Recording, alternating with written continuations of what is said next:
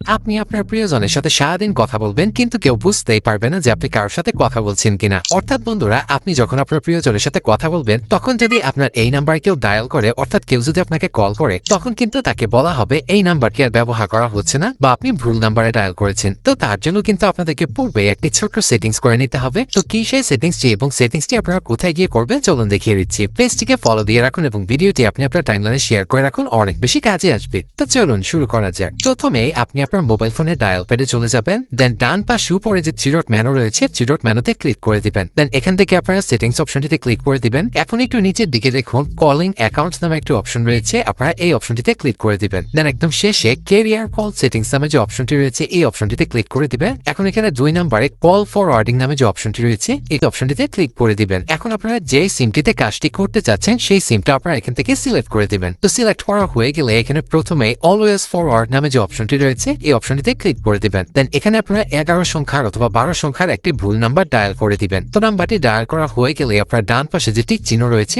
আপনারা tick চিহ্নতে click করে দিবেন। তাহলে কিন্তু অপশনটা এখান থেকে এনাবল হয়ে যাবে। এই যে দেখুন অপশনটা কিন্তু এনাবল হয়ে গিয়েছে। এখন যদি কেউ আপনার এই নাম্বারে ডায়াল করে অথবা আপনার এই নাম্বারে কেউ কল করে, তাহলে কিন্তু তাকে বলা হবে এই নাম্বারটি আর ব্যবহার করা হচ্ছে না অথবা আপনি ভুল নাম্বারে ডায়াল করেছেন। তো এখন যদি আপনারা চান এখান থেকে আপনারা অপশনটিকে ডিসেবল করে দিবেন বা আপনাকে এখন সবাই কল করতে পারো, তাহলে আপনারা আবারও সেম ভাবে এখানে চলে আসবেন। দেন এই অপশনটিতে আপনারা জাস্ট ক্লিক করে দিবেন। তাহলে কিন্তু অপশনটা এখান থেকে ডিসেবল হয়ে যাবে এবং এখন থেকে কিন্তু সবাই আপনাকে কল করতে পারবে। That's it.